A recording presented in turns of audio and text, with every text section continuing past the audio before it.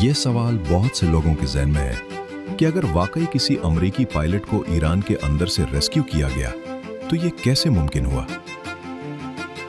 इसका जवाब समझने के लिए हमें अमेरिका की फौजी हिकमत अमली, तारीख और पायलट्स की ट्रेनिंग को समझना होगा।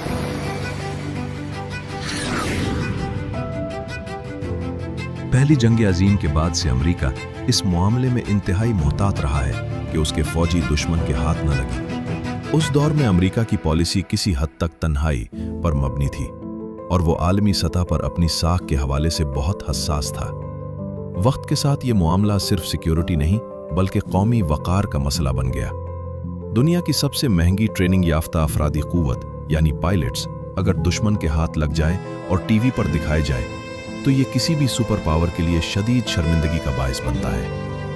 इसीलिए अमेरिका ने एक निहायत जदीद और पेचीदा निज़ाम तैयार किया जिसे combat search and rescue CSAR कहा जाता है। ये अमेरिकी फ़ज़ाइया की एक खुसूसी और इंतहाई तरबियत याफ्ता फोर्स होती है जिसका काम सिर्फ एक होता है, दुश्मन के इलाके से अपने एहलकारों को जिंदा वापस लाना, चाहे उसके लिए कितनी ही खतरनाक कार्रवाई क्यों न करनी पड़े।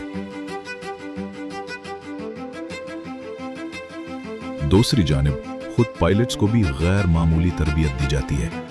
उन्हें सर्वाइवल स्कूल्स में भेजा जाता है जहां सिर्फ जहाज उड़ाना नहीं बल्कि दुश्मन के इलाके में जिंदा रहना सिखाया जाता है। अगर कोई इस ट्रेनिंग में नाकाम हो जाए तो उसे पायलट बनने की इजाजत नहीं दी जाती। यहां उन्हें यह भी सिखाया जाता है कि अगर जहाज गिर जाए तो कैसे छुपना है, कैसे हरकत करनी है और हत्ता कि अगर पकड़े जाए तो वहां से कैसे फरार होना है। हर पायलट के पास एक पर्सनल लोकेटिंग बीकन भी होता है जो सैटेलाइट के जरिए उसकी लोकेशन सिग्नल कर सकता है। इसके अलावा वो छोटे हथियार, चाकू और बक्का के दीगर आलात भी साथ रखते हैं। इस तरबियत और तैयारी की वजह से कहा जाता है कि हर पायलट किसी हद तक एक हकीकी सर्वाइवल एक्सपर्ट होता है। इसकी एक नुमाया मिसाल 1995 की बोस्निया जंग में सामने आई जब अमेरिकी पायलट स्कॉट ओग्रेडी का जहाज हमले के बाद गिर गया। वो दुश्मन के इलाके में गिरने के बावजूद 6 दिन तक जिंदा रहा। दिन के वक्त वो छुपा रहता, रात को हरकत करता, प्यास बुझाने के लिए बारिश का पानी पीता और भूख मिटाने के लिए घास, पौधे, कीड़े मकोड़े और चींटियां तक खा लेता था।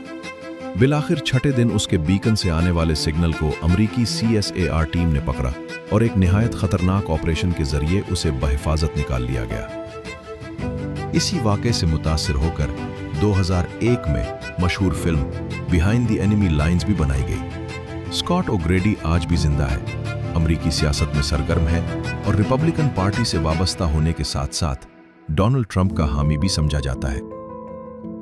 इसी तनाजुर में अगर हालिया सूरत हाल को देखा जाए तो ये समझना मुश्किल नहीं कि अगर कोई पायलट वाकई दुश्मन के इलाके में गिरा है तो उसकी तलाश और रेस्क्यू दोनों अतराफ के लिए इंतहाई अहम और हसास मामला होगा।